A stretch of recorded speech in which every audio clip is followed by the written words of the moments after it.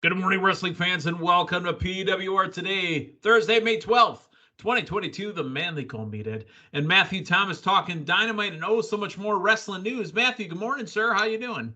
Hey, good morning. I'll preface it by saying we're talking AEW Dynamite. This is not an actual discussion on Dynamite or a report you're giving on the Anarchist Handbook or anything. So there'll be no actual Dynamite discussed on this morning's program. Well, Dynamite is TNT. It's Dynamite. It's TNT. And I'm going to win the fight.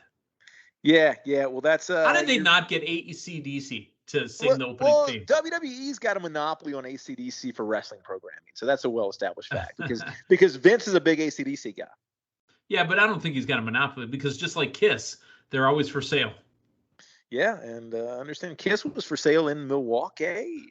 Milwaukee, Algonquin for the good land. Yeah, Kiss was at the American Family Amphitheater at Summerfest. Not SummerSlam, Summerfest, Jeremy Pivens.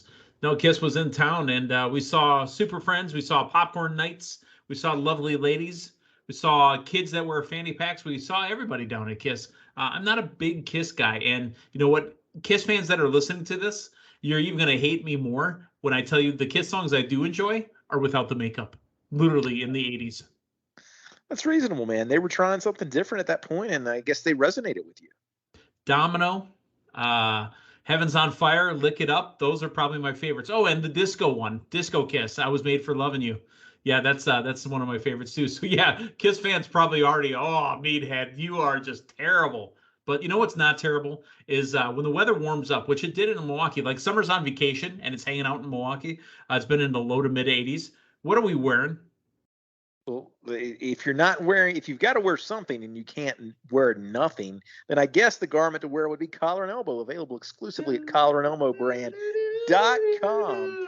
Now you can peruse the website when you're wearing nothing, but when you're clothing yourself, collarandelbowbrand.com, promo code LindaK, LINDAKAY, saves you 10% that you can use to buy more collar and elbow, or maybe buy a Kiss shirt at your local Kiss concert. Maybe buy a Kiss game of Pinochle Kiss. So I don't know. Hey, let's talk a little bit of news before we get into AEW Dynamite from that last night, not actual Dynamite. Yeah. WWE news first. Charlotte Flair is out of action indefinitely. I almost said Linda, ladies and gentlemen. Charlotte, due to a kayfabe injury on Sunday night at the pay-per-view, will be out indefinitely. In the real life of Charlotte or Ashley, she's going to marry Andrade El Idolo. They are getting married, so she's going to be taking some time away from the ring. So she does the JLB to Ronda Rousey. Ronda, the new SmackDown Women's Champion, and Charlotte going off to get married. Yeah, well, congratulations. And, I think Linda already made accommodations earlier this week for the PWR Draft. So I think she's Alexa Bliss, I believe. Yeah, thrown Charlotte to the curb. Which means that Charlotte will be available in the future, or actually right now, when she does come back. Just food for thought there for you, Meathead. And we're thinking about this too. You know what other champion? I just thought of this watching Dynamite last night. You know what other champion is actually not picked up by the three of us? Yeah, AEW World Heavyweight. Yeah, AEW World Heavyweight Champion Hangman Page. But does that mean we all believe that he's going to be dropping that belt soon? Man, there was a lot of thought that went into me picking up MJF as my AEW talent there in my bonus pick there. I was between him and Hangman, but I think Hangman's title reign, unfortunately, is probably not too long for this world. And that's kind of why my second pick was Adam Cole, baby. Because, ladies and gentlemen, if you had been paying attention to last year's draft and last year's season and the season before, tournaments also count as big-time wins as well. And I think Adam Cole wins that Owen Hart Memorial Tournament. Yeah, I mean, it would have been tougher to call if we'll get to that a little bit later, but where we're at in the second round, I think he's got that second round victory. Let's talk about Dynamite. But before we get there, let's talk Tony Khan. He's teased that there may be some more championship belts coming. And he said during an interview with TSN that he had the trios belts made a long time ago. So the trios is going to be his thing soon. Really, Matthew, they've been calling it trios for a long time. Yeah. We can already name off probably 4 or 5 solid trios in AEW, but I think they already have a division, and I think it's real close to getting a belt introduced. Yeah, and sooner rather than later, I think will be beneficial.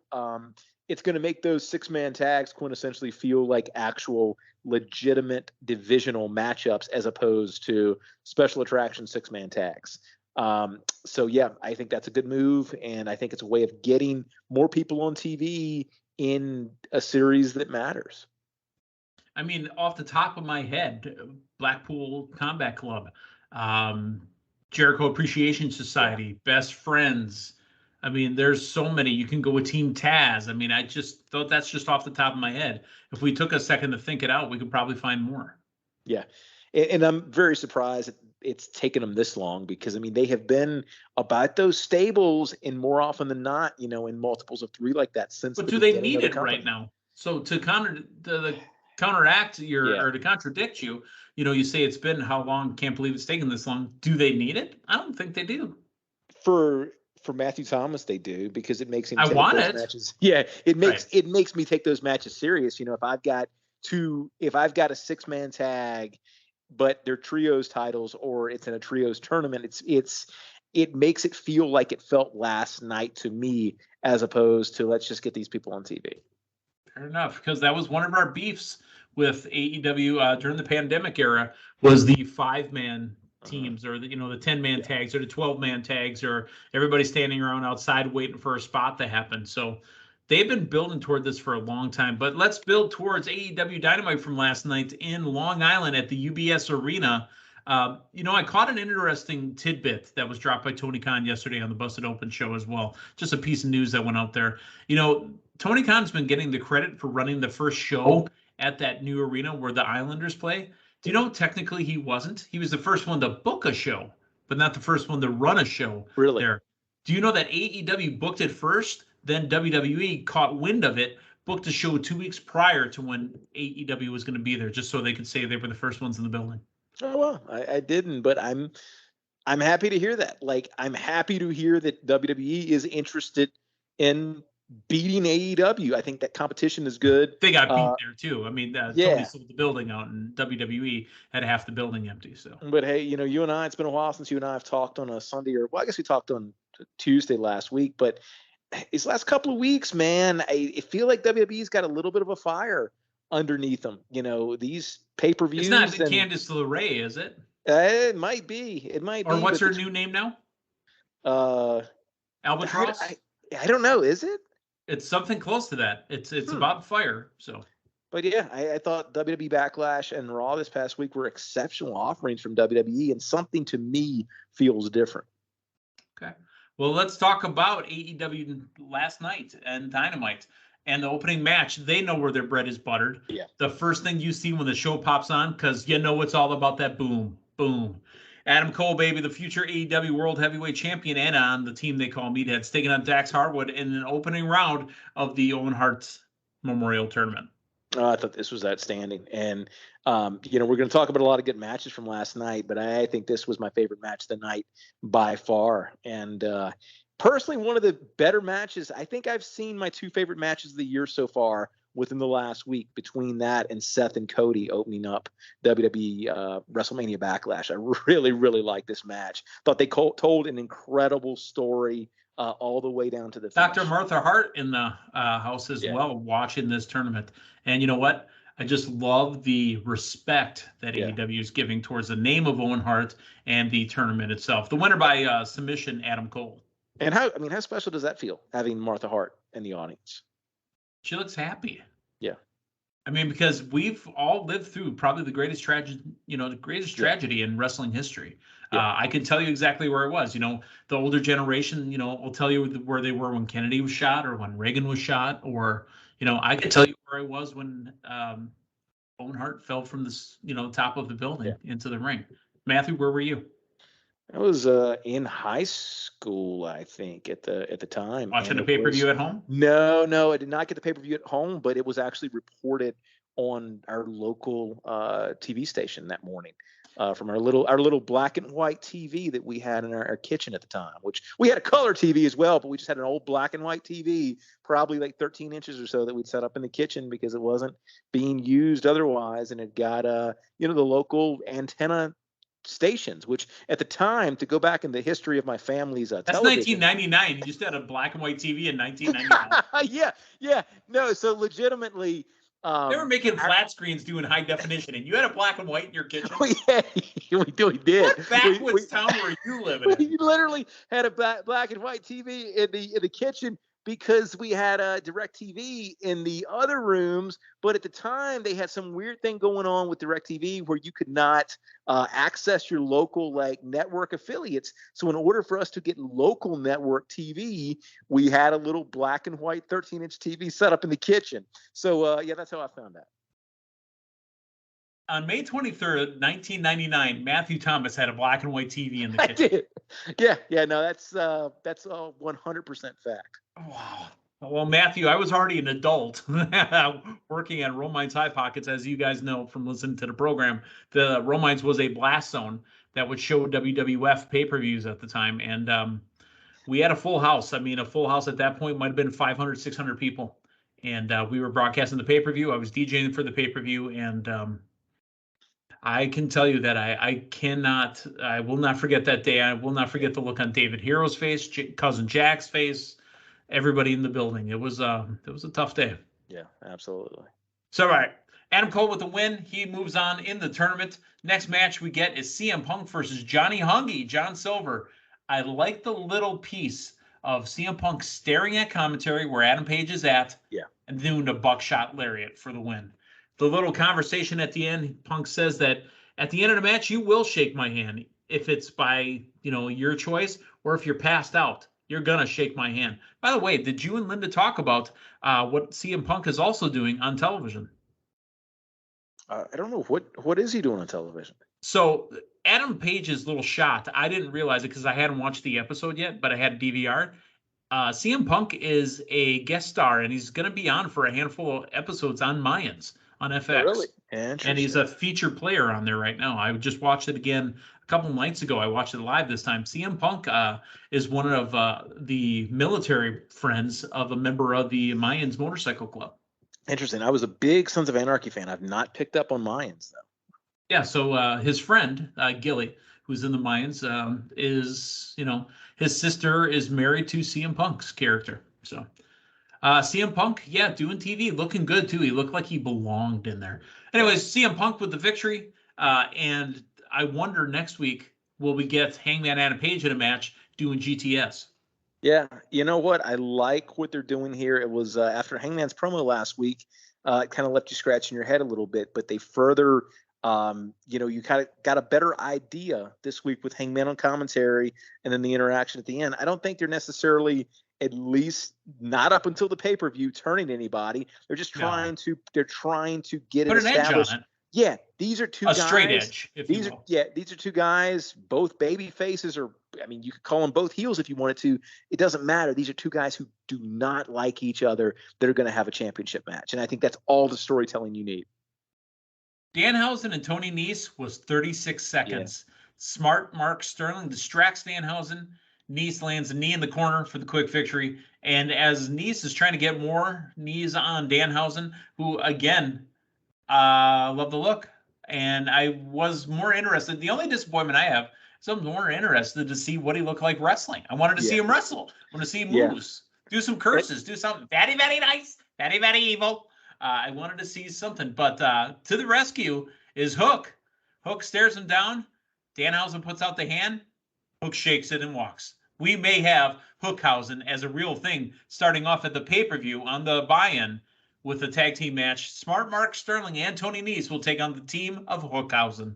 Yeah, I think we did, and I think everybody got something here. I actually like the way this went. Yeah, I'd like to see what he can do in ring, but my goodness, I think Tony Nese looked good with his dominant victory, and Danhausen, I don't think I hate to say this, but I don't think he ever has to win. That character is that character. And, him shaking hands with Hook at the end meant more than a Danhausen victory here. So I think everybody came after this segment with everything they needed. Eventually, and folks, again, I want you to mark the tape. I've been saying this for a few months. Eventually, the first belt that Hook needs to win is the FTW Championship. If that means taking it off of Ricky Starks as a face and he takes it back, or if that means that Ricky loses it to a heel or somebody and Hook beats that person, the first belt that Hook needs to win is the FTW Championship.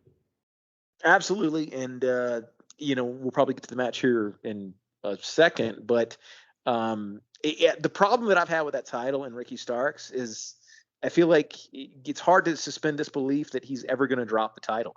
Every time he wrestles, defends the title, it's not necessarily against anybody you can see winning that title, and last night was no exception. But let's, and again, spoiler alert, I did, I had a lot of driving going on yesterday, and I had some busted open time. Tommy Dreamer put it right out there. Ricky Starks has defended the belt more since he's had it than Taz ever did, period, in ECW.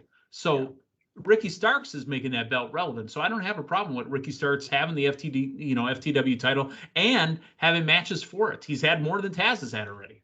You know who needs to win it is a member of FTR, so FTR can have the FTW title. WTF. All right, let's move on to the FTW title. Ricky Starks and Jungle Boy, and winner by pinfall, and still the FTW champion with a little bit of, I wouldn't say intended distraction, but it's some interference by Swerve. Yeah, I want to see Swerve in ring more, man. That opening Rampage match from a couple of weeks ago I thought was outstanding, and I forgot how much I like to see Swerve work in ring. We accidentally skipped over it, and we're going to circle back to it right now. I just wanted to do the segue from FTW to FTW. Yeah. Let's talk about Wardlow coming out in Long Island, getting booed out of the building, which is okay. This is a one-time shot in that building, right? This was an amazing segment. I loved every inch of it. Matthew Thomas, MJF, and Wardlow are going to have the match at Double or Nothing.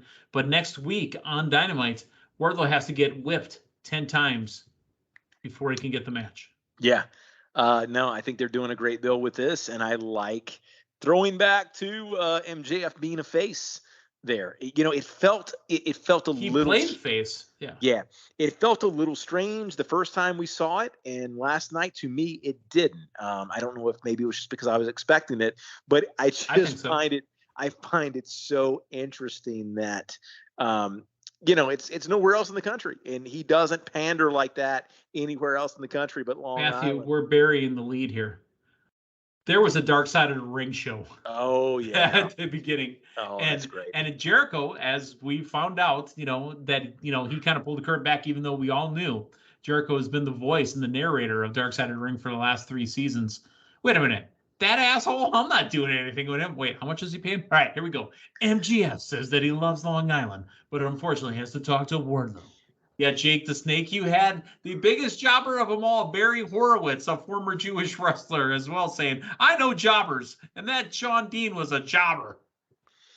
Do you remember how great the similar segment was last time they were in Long Island, where they went to MJF's high school? And I mean, that whole video package, man, they really, really, I'm glad to see him go back to that formula last night, and they definitely over-delivered. It was absolutely fantastic. This is TV. This is great TV that I enjoy watching consistently. All right. Matthew, you're watching Young Rock, right? I've seen an episode or 2. Did you see the episode with all the flashbacks to Rock's first match in WWE? Mm-hmm. Okay. Do you know that Ricky Starks won his match at exactly 10 minutes? I wonder if he had a Michael P.S. Hayes in the back with the stopwatch going, good timing, kid, right on time. Because one of the segments in that episode of Young Rock was, as Rock is getting his first match in WWF, he meets Michael P.S. Hayes, and he says to Rock, you got 6 minutes, and that includes entrances. You better not go over.